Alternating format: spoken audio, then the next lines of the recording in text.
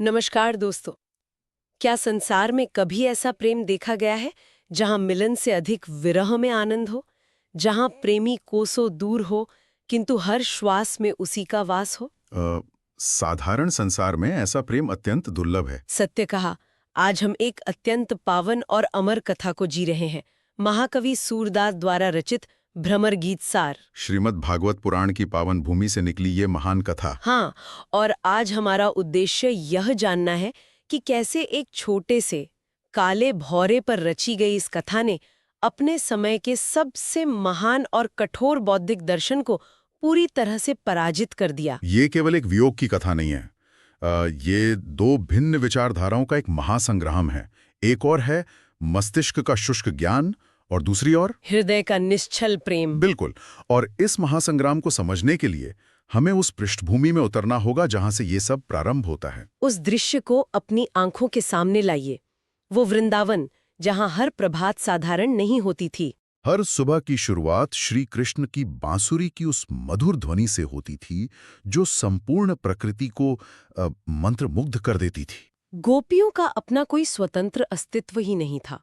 उनका संपूर्ण जीवन, उनके दिन का हर एक क्षण केवल कृष्ण के इर्द गिर्द घूमता था। हाँ, वे कृष्ण से प्रेम नहीं करती थी, वे स्वयं प्रेम बन चुकी थी। सगुण भक्ति का वो चरम रूप, जहां ईश्वर के उस रूप से प्रेम किया जाता है जिसे देखा जा सके, छुआ जा सके, जिसके साथ हंसा और रोया जा सके। परंतु नियति का चक्र कुछ और ही था। वृंदावन, जो आनंद का साक्षात स्वरूप था, अचानक एक भयंकर नीरवता में डूबने वाला था। मथुरा के अत्याचारी राजा कंस का निमंत्रण आता है, मल्ल युद्ध का निमंत्रण। और कृष्ण अपने बड़े भाई बलराम के साथ मथुरा की ओर प्रस्थान करते हैं। यहाँ कथा की गति अत्यंत तीव्र हो जाती है।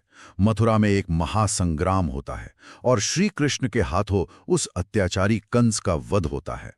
मथुरा के निवासियों के लिए यह धर्म की स्थापना का महान क्षण था। वहां विजय के शंख बज रहे थे। परंतु इस विजय की सबसे भारी कीमत वृंदावन ने चुकाई थी।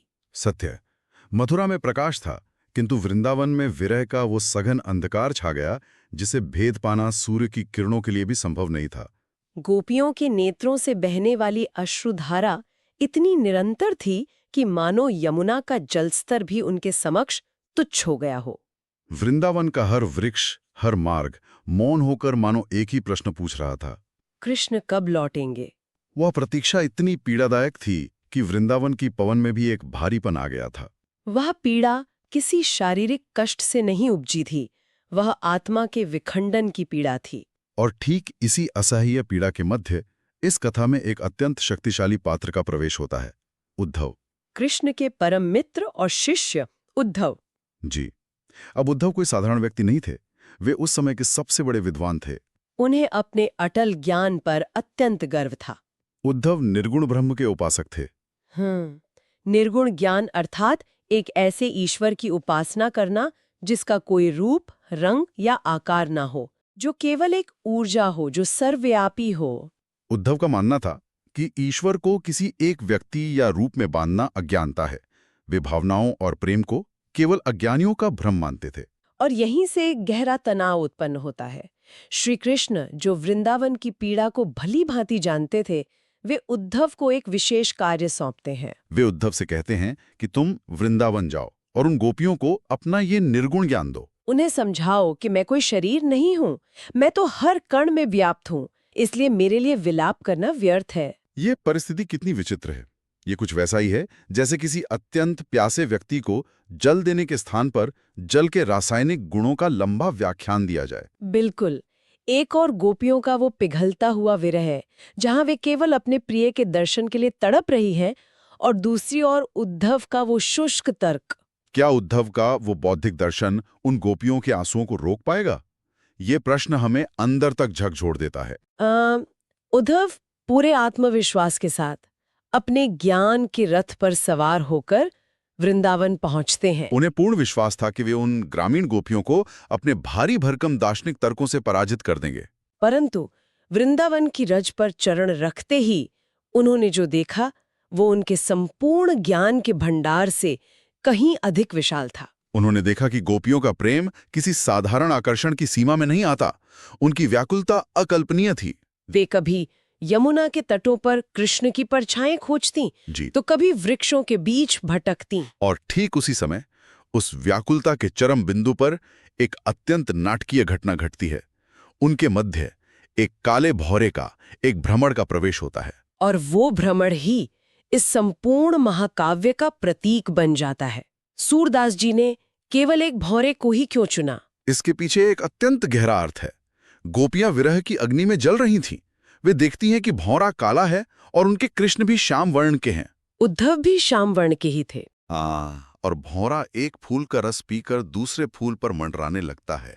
वो किसी एक का होकर नहीं रहता। गोपियों को लगता है कि कृष्ण भी उन्हें छोड़कर मथुरा के नए आकर्षणों में खो गए हैं। और उद्धव जो उनके सामने खड़े थे, वे भी उसी भौरे की भांति शुष्क और रसहीन बातें कर रहे थे। भारतीय समाज में मर्यादाओं का बहुत महत्व था।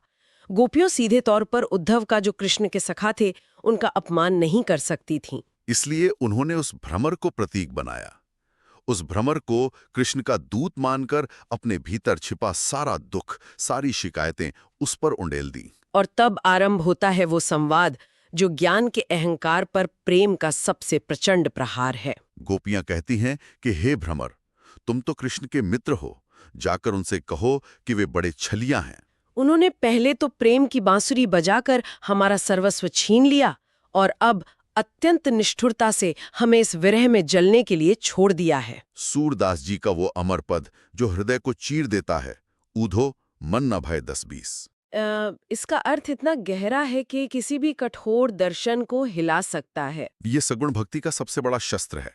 गोपियां उद्धव से स्पष्ट कहती हैं कि हे उद्धव, हमारे पास 10-20 हृदय नहीं हैं। हमारे पास केवल एक ही हृदय था और वो तो कृष्ण के साथ ही मथुरा चला गया। अब जब हमारे भीतर कोई मन ही शेष नहीं है, तो हम किस मन से तुम्हारे उस निराकार निर्गुण ईश्वर की आराधना करें? ये केवल भावुकता नहीं है, ये एक अत्यंत अकाट्य तर्क है। बिल्कुल। और गोपियां यही नहीं रुकती, वे उद्धव के उस निर्गुण ज्ञान की पूरी नींव को ही चुनौती दे डालती हैं। वे पूछते हैं कि जिस निर्गुण ईश्वर की तुम बात कर रहे हो, वो किस देश का निवासी है? उसके माता पिता कौन है? उसका रूप कैसा है? गोपियां उद्धव की उस दार्शनिक ऊंचाई को एक झटके में भूमि पर ला देती हैं। वे स्पष्ट कर देती हैं कि तुम्हारा ज्ञान तुम्हारे लिए महान होगा, किंतु हमारे लिए वो अत्यंत व्यर्थ है। हमारे नेत्रों में अब कृष्ण के अतिरिक्त किसी और छवि के लिए कोई स्थान ही शेष नहीं है। गोपियों का यह तर्क उद्धव के लिए एक भयंकर आघात था। जो उद्धव इस अहंकार के साथ आए थे कि वे गोपियों को मुक्ति और योग का मार्ग सिखाएंगे, वे अचानक स्वयं को निरुत्तर पाते हैं। वे देख रहे थे कि गोपियों का प्रेम किसी भी सांसारिक स्वार्थ से सर्वथा मुक्त है।